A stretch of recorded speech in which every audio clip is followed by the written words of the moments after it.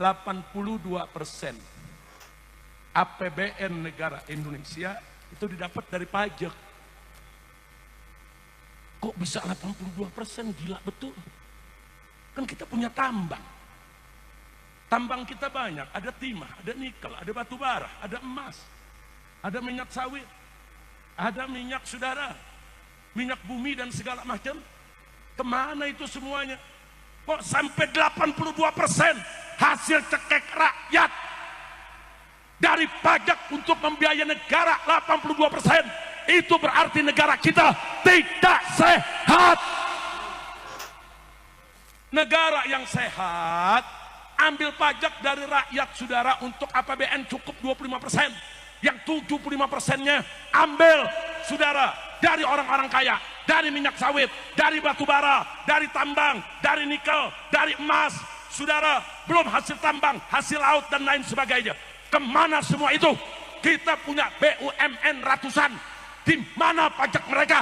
Kenapa mereka semua rugi? Inna lillahi wa inna ilaihi raji'un. Saudara, 82% pendapatan negara diambil dari pajak, berarti negara nggak sehat. Sekarang kita pertanyakan, uang emas kemana? Uang tambang kemana? Uang nikel kemana? Uang batu bara kemana? Uang minyak, itu minyak bumi kemana? Saudara, nikel saja saudara, sampai ada seorang ahli ekonomi mengatakan, saudara, satu tambang saja kalau dikelola dengan baik di Indonesia saudara, maka bisa memberikan bangsa Indonesia setiap keluarga saudara dana bulanan 20 juta rupiah gratis. Itu satu tambang. Ini tambang kita banyak kemana? Saya lihat, saya buka, saya punya data saudara. Saya punya data saudara, saya tunjukkan sebentar. Saya tunjukkan di sini, kita lihat datanya saudara. Supaya kita tidak dibodohi terus. Nah, mari kita lihat saudara. Data yang ada di sini saudara, ini sumbernya dari BPS, Badan Pusat Statistik Nasional, tahun 2024. Di sini disebutkan dana dari SDA, sumber daya alam kita, dari semua tuh gabungan tuh, batu bara, nikel, minyak, saudara, semua yang sedemikian banyak, itu hanya 7,4%, yang jumlahnya kurang lebih 207 triliun. Saudara, ini 207 triliun. Kemarin yang korupsi timah 271 triliun. Padahal untuk APBN-nya cuma 207 triliun. Tapi korupsi baru satu tambang saja sudah 271 triliun. Biadab, kurang ajar. Kemudian ditambah lagi saudara, dari BUMN cuma 3%, cuma 85 triliun. Kemana perkebunan kita? Kemana perairan kita? Kemana BUMN penerbangan, kelautan, saudara, perlayaran? Kemana itu duit semua? Kemudian dari Badan Layanan Umum, saudara, cuma 3% juga. Begitu juga dari bukan pajak cuma 4%. Tapi dari pajak ke rakyat 82,4%. Totalnya yang diambil dari pajak 2.309,9 triliun. Jadi artinya pejabat di Indonesia lagi disuapin sama rakyat, saudara. Jadi Anda nih semua di sini nih, saudara, yang kalau beli baju kena PPN, masuk ke Indomaret, masuk ke Alfamaret kena PPN, makan di restoran kena PPN, Anda beli piki, Anda beli sendal, saudara, semua kena PPN, saudara.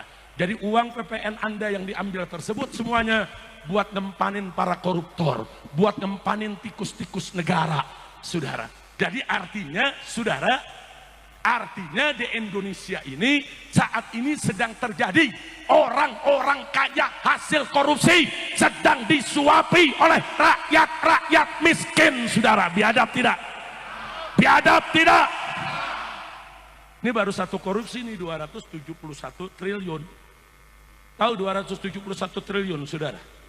Saya kasih gambaran aja, 271 triliun. Yang kemarin hukumannya cuma 6,5 tahun penjara. Saya mau tanya. Kita dapat, saudara, 270 triliun, kita di penjara 6 tahun, mau gak? Mau gak? Kita masuk penjara rame-rame. Gila, 271 triliun. Maling ayam di penjara 1 tahun. Maling buah semangka di kebun di penjara 1 tahun. Ada nenek-nenek di Jawa Timur nyolong kayu 3 batang 1 tahun. Giliran 271 triliun 6 tahun setengah. Yeay. Kacau tidak? Kacau tidak? Habib Hanif ngomong baik-baik saja. Ditanya, bagaimana kabar Abah Habib Rizik? Baik-baik saja. 1 tahun penjara. Saya sakit berobat 2 tahun di penjara.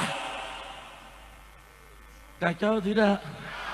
Cuman saya ditanya, Habib kondisi bagaimana? Saya kasih kabar, alhamdulillah saya bikhair, alhamdulillah. 2 tahun penjara. Kacau tidak? 271 triliun 6,5 tahun. Yeay. Kacau tidak? Kacau tidak? Saya tanya, ridho atau tidak? Ridho atau tidak? Biarkan atau lawan? Takbir. Cuman sebelum melawan, hitung-hitungan dulu nih. 271 triliun itu berapa tuh? Mau tahu gak? Mau tahu? 271 triliun. Andai kata kita makan sehari, anggap nih orang puncak kaya semua nih. Sehari makannya 1 miliar. 1 hari makannya, cukup gak 1 miliar sehari? Cukup? Cukup? Emang kaya lu badeh. Udah 1 hari makan 1 miliar. Setahun berapa miliar? 365 miliar. Udah ada 1 triliun? Belum, saudara. Makan 3 tahun baru 1 triliun. Nah sekarang bagaimana kalau 271 triliun? Coba. 271 triliun, saudara. Kalau kita makan sehari 1 miliar, setahun 365 miliar, maka 271 triliun, saudara, kita bisa makan 742 tahun. Nah, lu baru tahu tuh gedenya tuh. Ayo saya tanya, kecil apa gede? Kecil apa gede? 742 tahun kita makan seharinya 1 miliar. Selama 742 tahun, saudara. Umur kita ada 742. Umur umat Nabi Muhammad rata-rata berapa? 63 tahun. Betul? Betul? Jadi sekarang tinggal dikali aja.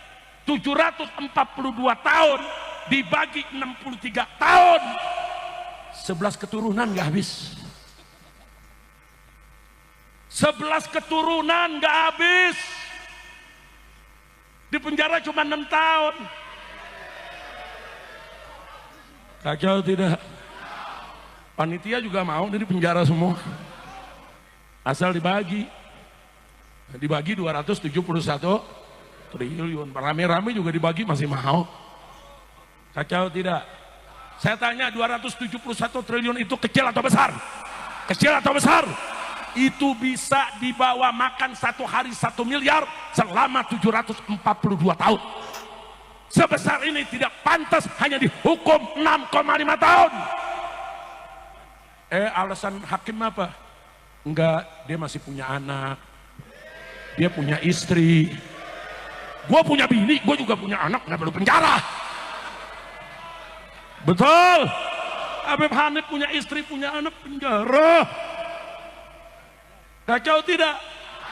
Kenapa waktu sidang Habib Hanif nggak mengatakan karena Habib Hanif punya istri, karena punya anak masih bayi, Habib Hanif dibebaskan? Begitu dong. Giliran yang 271 triliun menimbang.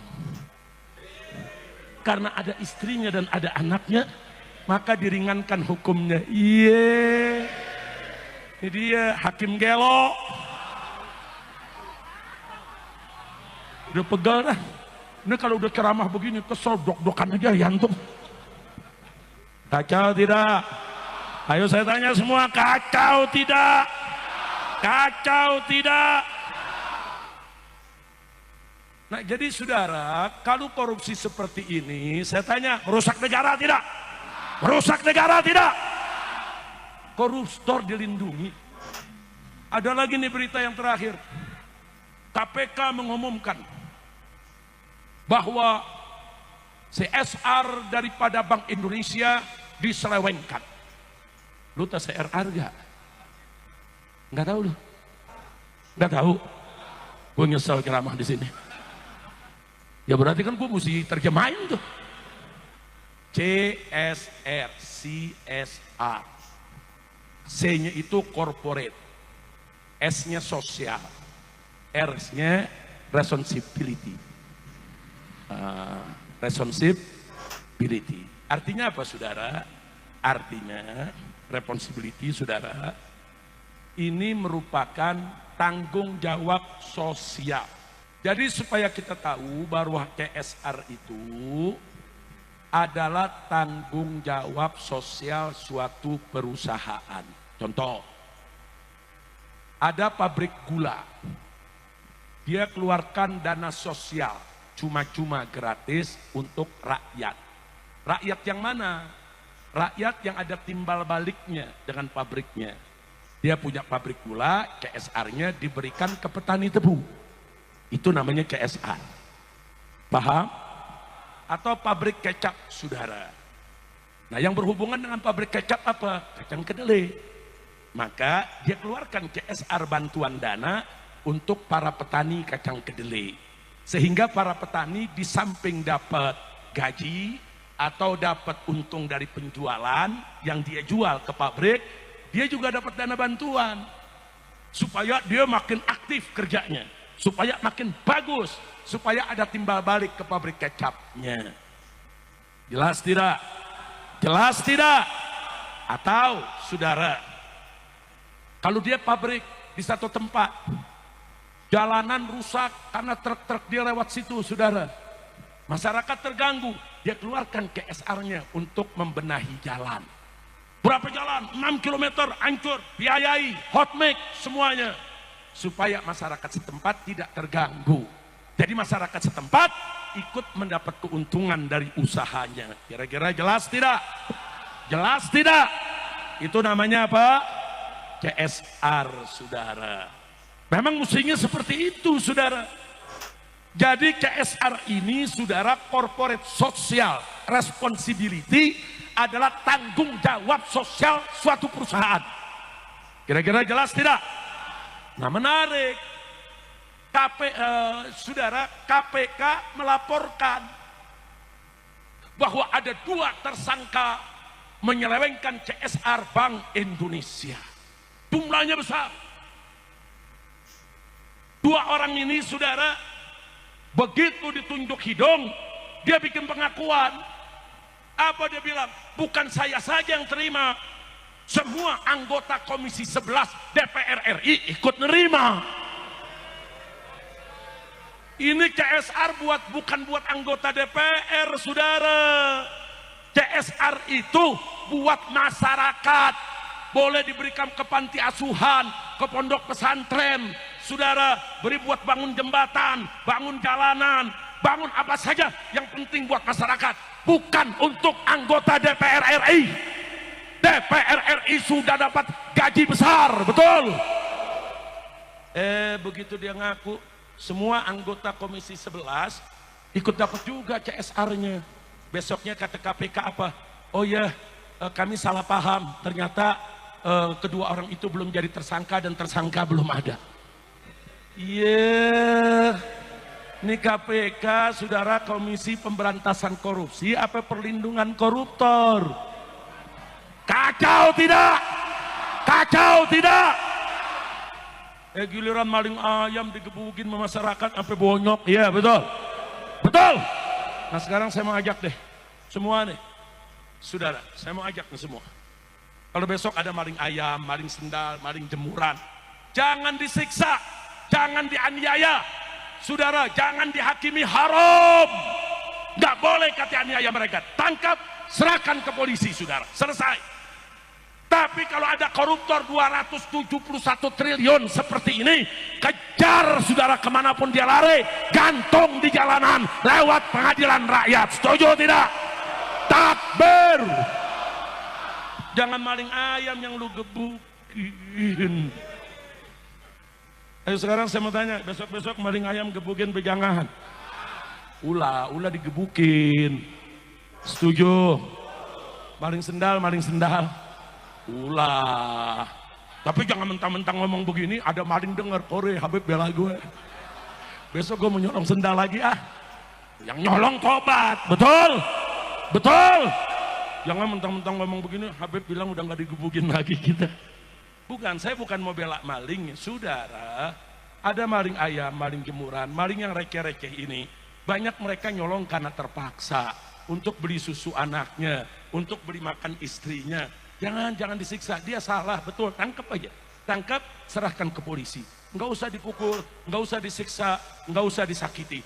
Haram kita lakukan itu. Setuju tidak? Setuju tidak?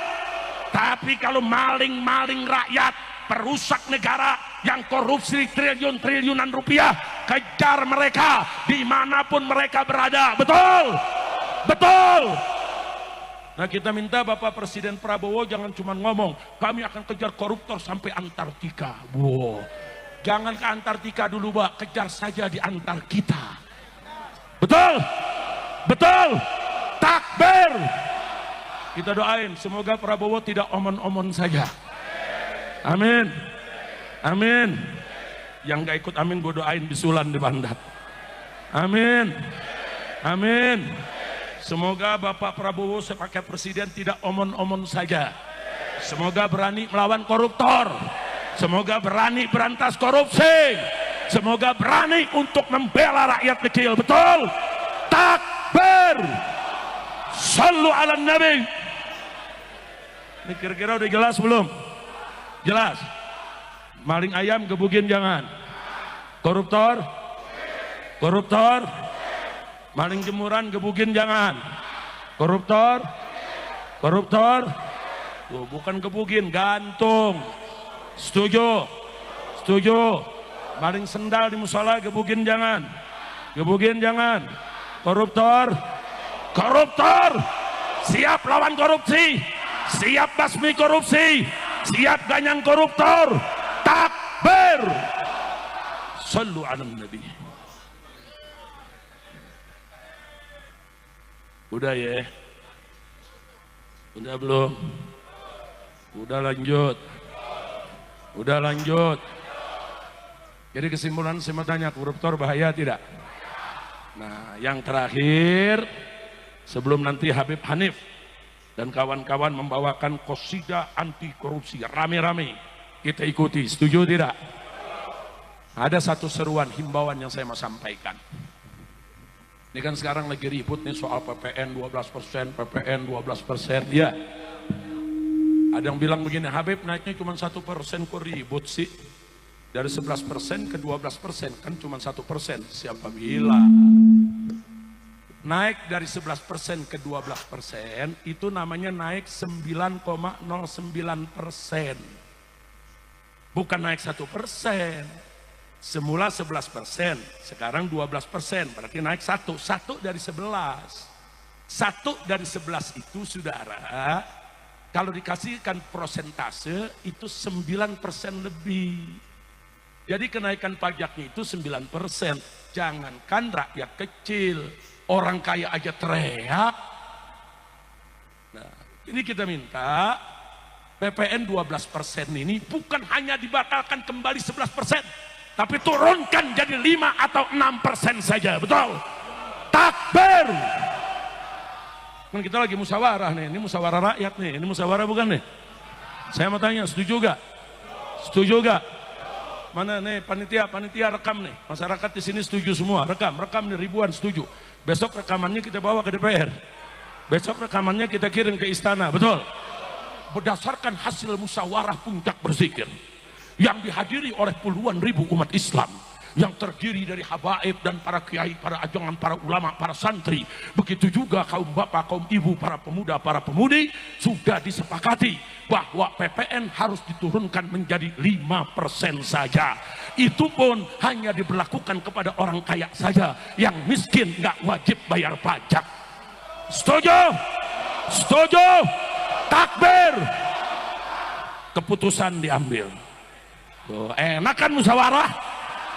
Musyawarah. Habib Hanif langsung ketuk botol. Kira-kira paham nggak? Bukan, jangan nanti kalau saya sampaikan Habib Rizik maunya sendiri. Nggak ada rakyat bicara begitu, nggak ada kiai yang begitu. Tunjukin filmnya, ditonton, betul. Lu masih nggak percaya, aing bledok sih. Dia belum tahu kalau orang Jawa Barat marah, betul? Hah? Kira-kira jelas gak? Setuju? Jadi bukan 1% naiknya, bukan. Naiknya 9%. Bahkan kita bukan minta diturunin. Bukan, oh mahasiswa turun minta 12 dibatalin, tetap 11. Enggak. Kita minta turunin sampai 5%. Dan itu pun hanya harus diberlakukan bagi orang kaya saja, hanya untuk barang mewah saja, bukan kebutuhan pokok masyarakat luas, betul? Takbir. Sampai di sini jelas? Jelas. Makanya saya berani katakan di sini, hei orang miskin, hei orang melarat, tidak usah bayar pajak, karena pemerintah haram mengambil pajak dari orang-orang miskin dan melarat, saudara. Allah mewajibkan zakat hanya kepada orang kaya, saudara. Itu pun cuma 2,5%. Ini saudara baru mimpin negara, mau bikin pajak 12% untuk semua orang, yang kaya, yang miskin, semua kena. Nggak boleh. Makanya sebagai oleh-oleh terakhir saya mau tutup. Sebelum kita baca qasidah, saya mau baca riwayat sejarah dulu. Boleh tidak? Boleh tidak? Dengarkan baik-baik, ini sejarah, saudara. Dulu ada seorang sultan di zaman Al-Imam An-Nawawi radhiyallahu ta'ala anhu. Ini Imam Nawawi ada desa Nawa di dekat kota Damaskus, saudara, di Syria. Namanya desa Nawa. Nah, kemudian rakyat satu negeri, saudara, sangat cinta dan sangat hormat kepada Imam Nawawi karena ilmunya luas, akhlaknya mulia, tawadu, bela rakyat. Singkat cerita, sang sultan ingin mengambil pajak dari rakyat. Diundanglah para ulama satu negeri. Begitu diundang itu ulama semua, kecuali Imam Nawawi yang gak diundang, saudara. Karena Imam Nawawi ini pakaiannya, saudara, banyak bekas jahitan sendiri. Beliau tuh kalau robek dijahit sendiri, robek dijahit sendiri. Selama masih bisa dipakai, dipakai. Sehingga kelihatannya kayak kelompang camping tapi banyak jahitan, saudara. Dan miskin hidupnya. Dia nggak diundang ke istana. Karena memang Imam Nawawi bukan ulama istana. Alhamdulillah. Ulama diundang ke sultan, ulama bilang apa? Aku mau ambil pajak dari rakyat, minta persetujuan ulama. Dengan alasan, saudara, karena untuk membiayai daripada gaji-gaji pegawainya, gaji-gaji pejabat, dan untuk mempersenjatai tentara yang jaga di perbatasan, juga untuk pembangunan.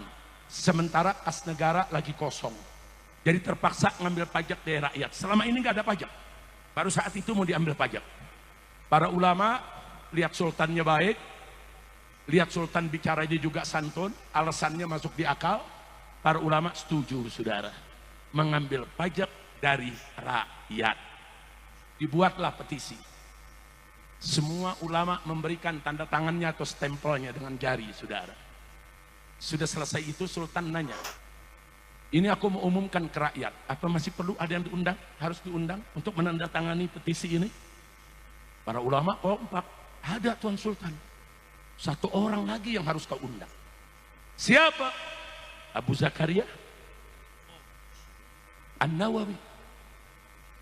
Sultan bilang, apa perlu masih undang dia? Kenapa sih harus diundang? Dia orang di desa, di kampung, miskin. Apa kata para ulama, Tuan Sultan? Walaupun kami semua setuju, tapi kalau besok Imam Nawawi nggak setuju, rakyat ikut dia. Rakyat gak ikut kita. Umat tunggu fatwanya. Kata Sultan, kalau begitu jemput, kirim pengawal, jemput dengan pasukan berkuda, saudara. Imam Nawawi di pinggiran kota, ibu kota, saudara. Dijemput, dibawa ke istana. Begitu sampai di istana, didudukkan, banyak ulama yang hadir. Sultan kasih kabar kepada Imam Nawawi, ya Abu Zakaria, ini ulama-ulama semua sudah setuju untuk aku ngambil pajak dari rakyat. Nah, kami berharap kau ikut setuju. Langsung kasih instruksi raja. Kata Imam Nawawi, tunggu dulu sebentar. Aku punya 3 pertanyaan. Kalau 3 pertanyaan ini kau bisa jawab dengan baik, bagus, benar, aku tanda tangan. Setuju ambil pajak dari rakyat. Akhirnya kata si raja, Salma, silakan kau tanya apa yang kau mau. Yang pertama ditanya oleh Imam Nawawi, kenapa harus ambil pajak dari rakyat? Itu dulu. Dia jawab, ya untuk pembangunan. Aku udah jawab para ulama tadi. Untuk gaji pegawai, untuk mempersenjatai itu pasukan di perbatasan. Kata Imam Nawawi, ahsanta, bagus kau punya jawab. Nah, terus ditanya lagi Imam Nawawi, tapi kenapa harus diambil dari kas negara? Kan masih ada pendapatan-pendapatan yang lain. Kenapa mesti diambil dari bukan kas negara? Kenapa harus diambil dari pajak? Kan masih ada kas negara. Kenapa diambil dari pajak? Dijawab oleh Sultan, ya jelas kami ngambil pajak karena kas negaranya kosong, nggak ada dana. Kata Imam Nawawi, ahsanta, bagus kau punya jawab. Sekarang pertanyaan yang terakhir, kenapa kas negara kosong? Diam ini lagi Sultan. Kenapa kosong? Dikemanakan itu? Kan kemarin banyak isinya. Ada emas, ada perak, ada uang, ada intan permata, dan lain sebagainya. Kemana kosong? Marah si raja, berdiri dari kursinya. Mada taksud di kalami. Hei Abu Zakaria, apa kau punya maksud dengan ucapanmu ini? Tersinggung ini raja, sudah. Dia tersinggung, saudara. Nah, kemudian apa yang terjadi? Begitu raja berdiri nuding Imam Nawawi nggak gemeter, saudara. Berdiri lagi Imam Nawawi dari duduknya, dari kursinya dia berdiri, dia tunjuk sang raja. Hei Sultan, jangan kau pikir aku tidak tahu kas negara itu kemana. Kemarin kas negara itu masih berlimpah ruah hartanya, emasnya, peraknya, intan permatanya. Kenapa sekarang habis? Karena kau bagi-bagi untuk dayang-dayangmu, untuk selir-selirmu, untuk putri-putrimu, untuk kerabat-kerabatmu, dan juga kau bagikan untuk pejabat-pejabatmu, sehingga kas negara kosong. Demi Allah, kalau kau ingin ambil pajak dari rakyat, maka kembalikan dulu semua harta itu ke kas negara.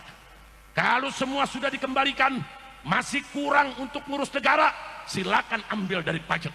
Tapi kalau tidak kau kembalikan, haram kau ambil pajak dari rakyat walaupun hanya 1 dirham. Subhanallah. Saya tanya, Imam Nawawi sebagai ulama berani tidak? Tegas tidak? Tegas tidak? Adil tidak? Takbir. Seperti Imam Nawawi, tunggu dulu. Itu kas negara dikorupsi, kalau bahasa sekarang dikorupsi, saudara. Setelah kosong kau mau ambil pajak dari rakyat, enak betul.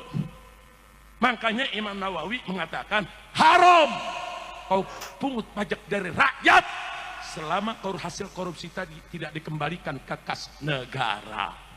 Nah, sekarang saya tanya, kira-kira fatwa Imam Nawawi zaman ini bisa dipakai gak? Jawab semua, bisa dipakai gak? Bisa dipakai gak? Pemerintah haram memungut pajak dari rakyat, pajak apapun, selama korupsi tidak dibasmi, selama koruptor tidak ditangkap, selama pembiayaan negara boros di mana-mana, selama tidak jelas pengeluarannya, selama tidak ada pertanggungjawabannya. Betul? Takbir. Haram ambil pajak dari rakyat, saudara. Haram, apalagi dari rakyat miskin yang melarat, yang nyari kerja susah, yang makan susah. Haram kau ambil pajak dari mereka. Kira-kira jelas gak? Paham? Setuju? Hasil musyawarah memutuskan. Ayo, ini kiai-kiai saya tanya, setuju gak kiai dengan fatwanya Imam Nawawi? Oh, ini kiai-kiai Syafi'iyah semua nih. Syafi'iyah, Asy'ariyah, Ahlus Sunnah wal Jamaah. Siapa yang gak kenal Imam Nawawi, saudara? Siapa yang gak kenal Imam Nawawi, saudara? Nah, jadi saya nggak mengatakan rakyat haram bayar pajak, enggak. Saya katakan pemerintah haram pungut pajak dari rakyat kecil, haram pungut pajak dari rakyat yang miskin, haram pungut pajak selama apa? Selama korupsi tidak dibasmi, selama koruptor tidak ditangkap, selama rampok-rampok negara dilindungi. Betul? Betul? Setuju tidak? Setuju tidak? Takbir. Mau ini dijadikan keputusan musyawarah kita? Betul?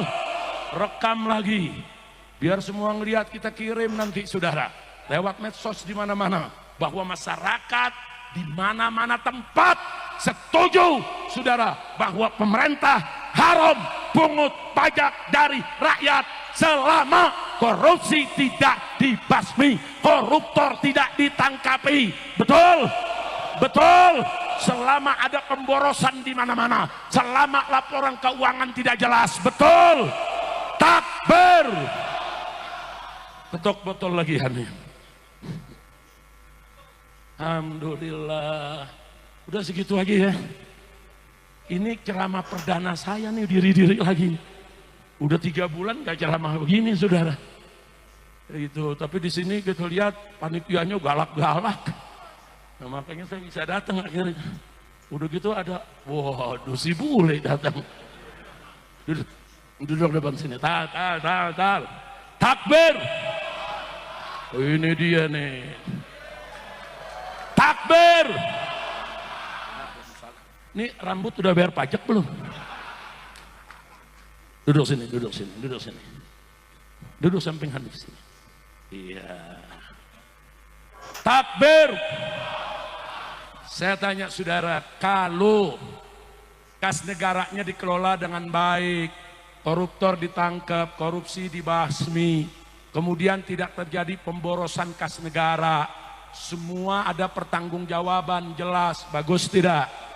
Kalau sudah bagus begitu, baru boleh. Kalau masih kurang, ambil pajak dari rakyat. Kalau nggak kurang, perlu ambil pajak dari rakyat? Nggak perlu. Bahkan kalau perlu, saudara, kasih dana ke masyarakat. Itulah dulu yang disebut subsidi BBM, subsidi nelayan, subsidi perkebunan, subsidi pertanian. Dulu semua ada subsidi. Saudara, pesantren dibantu, madrasah dibantu, majelis taklim dibantu. Saudara, kenapa? Karena ada kelebihan, surplus, saudara. Nggak perlu pajak dari rakyat. Kalau tambang emas, nikel, batu bara, saudara, semuanya dikelola dengan baik. Saudara, rakyat tidak perlu bayar pajak lagi ke negara. Kenapa? Satu tambang saja sudah cukup untuk menghidupi bangsa Indonesia. Takbir. Shallu ala Nabi. Nah, kira-kira saya sampaikan jelas tidak? Paham?